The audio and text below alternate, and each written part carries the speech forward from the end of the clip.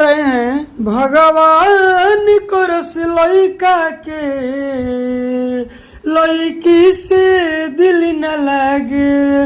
भगवान को रस लइका के लइकी से दिल न लागे।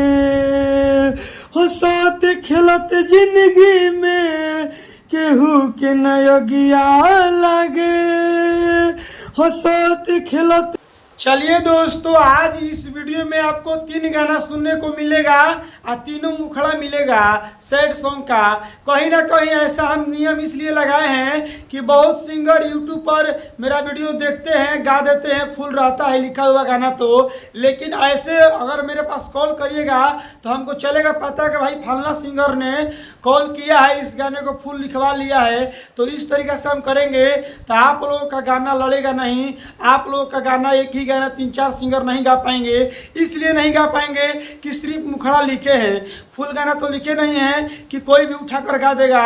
अगर गाएगा भी तो हमसे फ़ोन लगाएगा कि भैया सिर्फ आप मुखड़ा लिखे हैं, इस गाने को फुल लिख कर दे दीजिए। तो हमको पता चल जाएगा, कहीं ना कहीं आपका पैसा बर्बाद होने से बच जाएगा। तो इसीलिए ऐसा हम नियम लगाए हैं। तो चलिए आज की इस वीडियो में हम 3 गाना आपको सुनाने वाले हैं, तीनों गाना का मुखड़ा। अगर इन तीनों गाना में से कोई गाना आपको पसंद आता है तो मेरे पास कॉल करिए, कॉल करके बात करिए। हम आपको गाना फुल लिख कर आपके व्हाट्सएप पर डाल देंगे। आप उस गाने को जाइएगा, गा दीजिएगा, कोई दिक्कत नहीं है। ऐसे आपका पता भी चल जाएगा कि ये गाना गया हुआ है कि नहीं गया हुआ है, और हमें भी चल जाएगा पता कि ये गाना अगर हम दे देंगे तो फिर किसी और को नहीं देंगे। अगर मान लीजिए सबसे पहले आप कॉल करते हैं कि भैया हमको दे दीजिए ये गाना, तो उस गाने को हम आपको लिख कर दे देंगे। इस तरीके से दिक्कत नहीं होगा। तो ये नियम मेरा सही है। चलिए पूरा वीडियो को फुल देखिए, हम गाना सुनाते हैं। गाना आप सुनिए, डमी सुनिए, डमी सुनकर बताइएगा कि गाना कैसा लगा आपको। अगर आपको अच्छा लगेगा तो कॉल करिएगा, उस गाने को आप हमसे फुल लिखवा लीजिएगा। चलिए पहले गाने को डमी सुनाते हैं। स्क्रीन पर देखिए, लक्ष्य देखिए मुखड़ा गा रहे हैं भगवान को रस लइका के लइकी से दिल न लागे।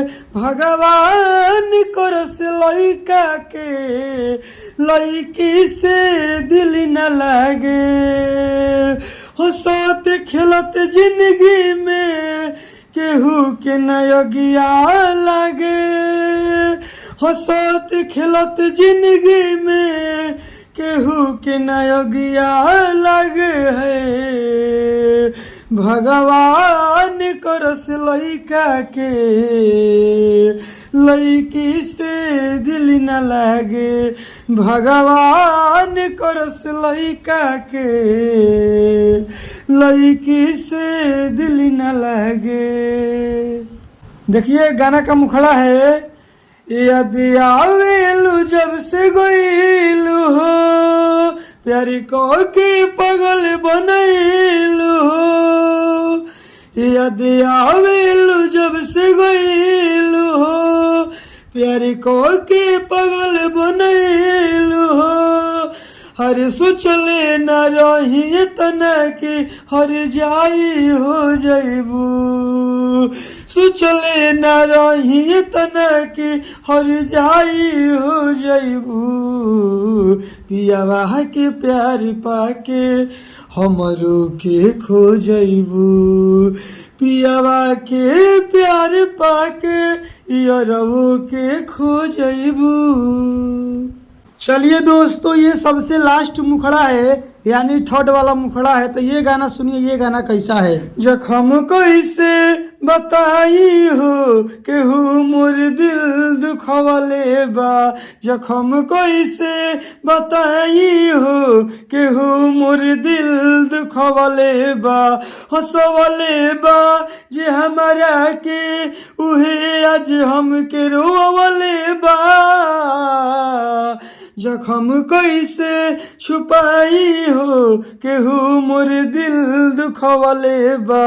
जखम कैसे बताई हो केहू मोर दिल दुखवले बा। चलिए दोस्तों, आपने गाना सुन लिया तो तीनों गाना का मुखड़ा आपने सुना, तो बताइए कौन से गाना का मुखड़ा आपको सही लगा। अगर तीनों गाना में से कोई आपको गाना पसंद आता है तो डायरेक्ट आप मेरे पास कॉल करिए, कॉल करके उस गाने को फुल लिखवा लीजिए, हम आपको फुल गाना लिख कर दे देंगे, ठीक है ना। तो देखिए स्क्रीन पर मोबाइल नंबर है, कॉल करके हमसे बात करिए और हमसे पर्सनल गाना आप लिखवा लीजिए। चाहे तीनों गाना में से जो गाना आपको लिखवाना है फुल, वो भी लिखवा सकते हैं। तो कॉल कीजिए, पर्सनल गाना लेने के लिए कॉल कीजिए। जो गाना तीनों मुखड़ा लिखे हैं, तीनों में से कोई अगर गाना आपको पसंद आ रहा है उसको भी लेने के लिए आप मेरे पास कॉल कीजिए। चलिए, चैनल पर नए हैं सब्सक्राइब कर दीजिए, लाइक कर दीजिए, कमेंट बॉक्स में बताइए किस टाइप के गाना लिखे। अगली वीडियो मिलेंगे, बाय बाय, लव यू।